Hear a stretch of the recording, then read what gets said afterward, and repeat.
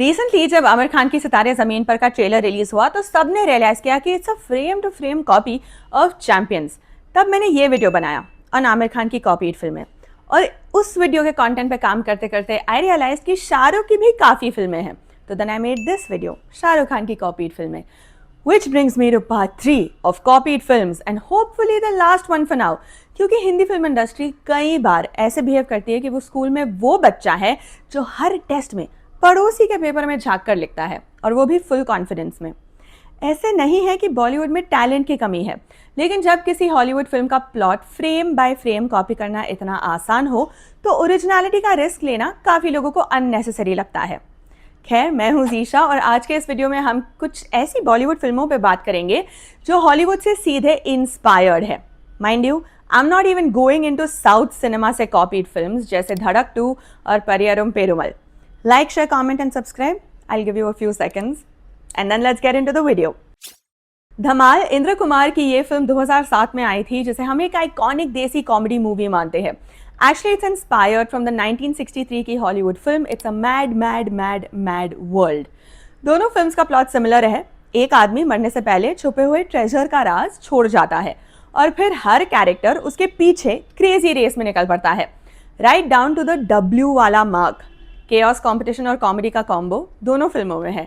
धमाल ने इसी स्ट्रक्चर को उठाया, लेकिन उसमें इंडियन फ्लेवर ऐड किया, over the top characters, slapstick humour और संजय दत्त का टिपिकल स्वैग।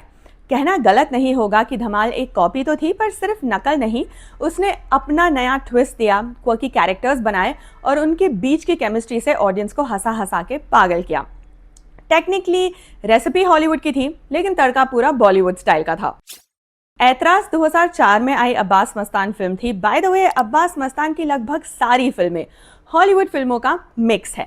एनीवे, इस फिल्म में अक्षय कुमार एक पावरफुल बिजनेस वुमन पे सेक्सुअल हरासमेंट का केस करता है। असली में ये एक बोल्ड बॉलीवुड अडेप्टेशन थी 1994 की हॉलीवुड फिल्म डिस्क्लोजर से।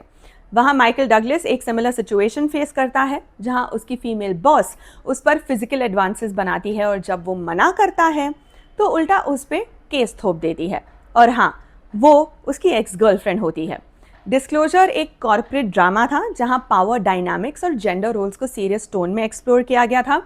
ऐतराज ने वही थीम उठाया, लेकिन उसमें मेलोड्रामा, कोर्टरूम थिएट्रिक्स और प्रियंका चोपड़ा का फुल वैम्प मोड ऐड किया।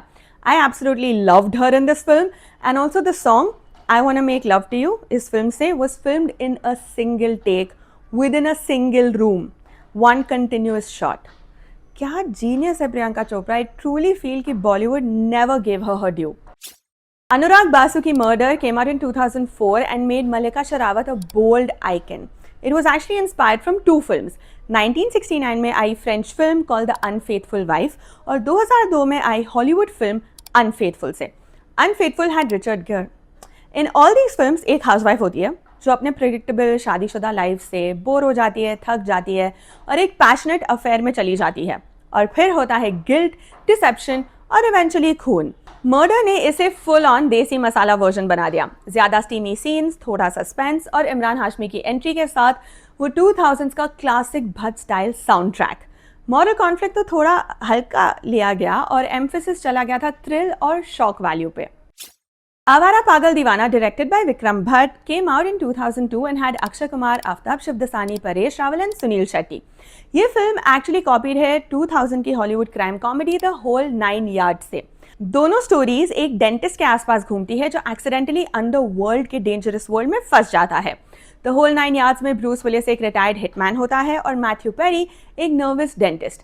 दोनों के बीच एक क्वर्की ब्रोमांस और डार्क कॉमेडी डेवलप होती है।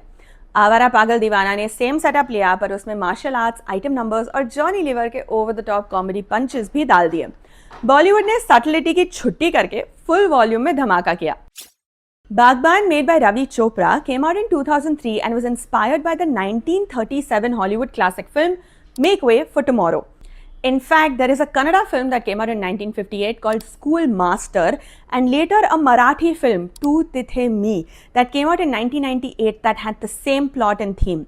ये सारी फिल्म्स एक ही दर्द को एक्सप्लोर करती है, बुढ़ापे में अपने बच्चों से प्यार चाहना और वो अकेलापन जो माँ बाप फेस करते हैं जब उनके बच्चे उनसे दूर हो जाते हैं। मेक वे फॉर टुमारो एक सैड रियलिस्टिक स्टोरी थी जहां एक ओल्ड कपल अपने बच्चों के बीच अलग अलग रहने पर मजबूर हो जाते हैं और अपने आखिरी दिनों में अकेलापन सहते हैं। बागबान ने उसी प्रेमाइस को लिया पर उसमें बॉलीवुड वाला इमोशनल ड्रामा, गाने और एक होपफुल मैसेज और एंडिंग ऐड किया। डेविड धवन मेड मैंने प्यार क्यों किया इन 2005। Remember just chill chill just एक फुल ऑन मसालेदार बॉलीवुड रोमांटिक कॉमेडी, लेकिन इसका असली इंस्पिरेशन इज फ्रॉम द 1969 की हॉलीवुड फिल्म कैक्टस फ्लावर। दोनों फिल्म्स का बेसिक प्लॉट सेम है, एक मस्ती मजाक भरा लव ट्रायंगल जहां हीरो अपने झूठ को संभालते संभालते फंस जाता है और फिर कॉमेडी का सुनामी शुरू हो जाता है।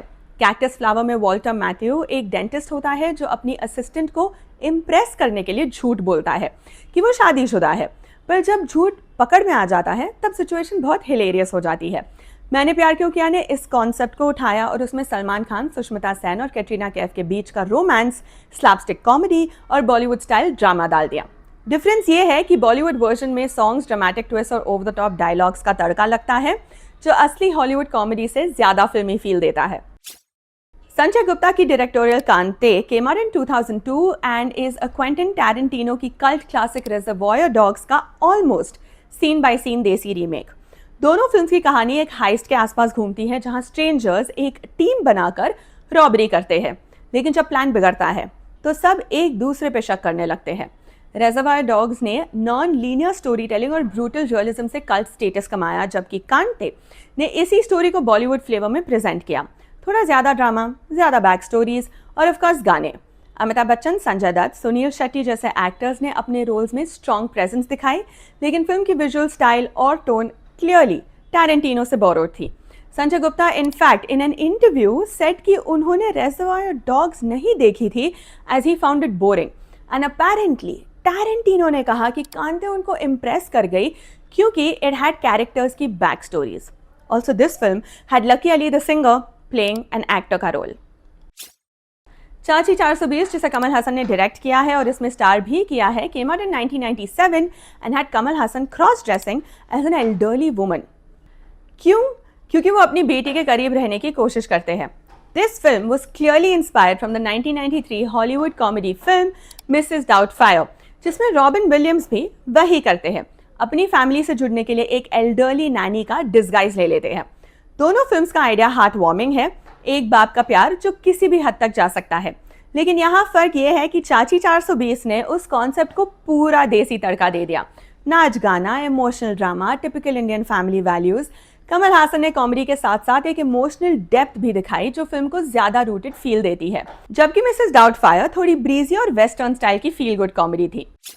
हम तुम, directed by Kunal Kohli, came out in 2004 and is often called the desi cousin of Hollywood's beloved romantic classic When Harry Met Sally, directed by Rob Reiner.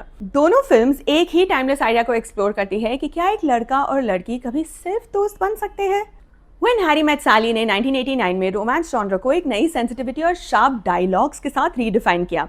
हम तुमने 2004 में उसी कॉन्सेप्ट को अपनी मॉडर्न अर्बन इंडियन ट्विस्ट के साथ audience के सामने रखा। सैफ अली खान और रानी मुखर्जी के बीच इवॉल्विंग रिलेशनशिप को एनिमेशन, विटी बैंटर और रियल इमोशनल मोमेंट्स के साथ प्रेजेंट किया, जो बॉलीवुड में थोड़ा हटके था। Verdict, when Harry met Sally is a Hollywood cult classic और हम तुमने बॉक्स ऑफिस पर अच्छा परफॉर्म किया, winning Saif his first national award.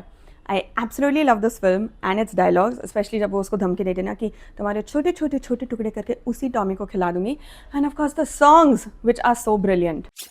Dushman, directed by Tanuja Chandra. By the way, she is Anupama Chopra's sister. But coming back to our film, Dushman came out in 1998, a gritty psychological thriller film that took clear inspiration from 1996 की Hollywood film Eye for an Eye, starring Sally Field. दोनों films एक ही raw and emotional theme explore करती है। एक बहन या माँ अपने परिवार के सैडिस्टिक किलर से खुद इंसाफ लेती है जब कानून फेल हो जाता है। जस्टिस सिस्टम की हेल्पलेसनेस और पर्सनल रिवेंज दोनों कहानियों का बैकबोन है। आई फॉर एन आई में सैली फील्ड अपनी बेटी के रेपिस्ट मर्डरर को खुद ढूंढने निकलती है जब कोर्ट्स उसे छोड़ देते हैं। दुश्मन ने इस आइडिया को इंडियन कॉन्टेक्स्ट में अडैप्ट किया, जहां काजोल ने ड्यूअल रोल में अपनी ट्विन सिस्टर के किलर से बदला लेने का फैसला लिया। फिल्म में आशुतोष राणा का विलेनस परफॉर्मेंस और Naina's transformation from vulnerable to fierce ने इसे एक अनफॉरगेटेबल थ्रिलर बनाया। कभी रीमेक तो कभी sequels. Clearly originality is at an all time low in the industry right now.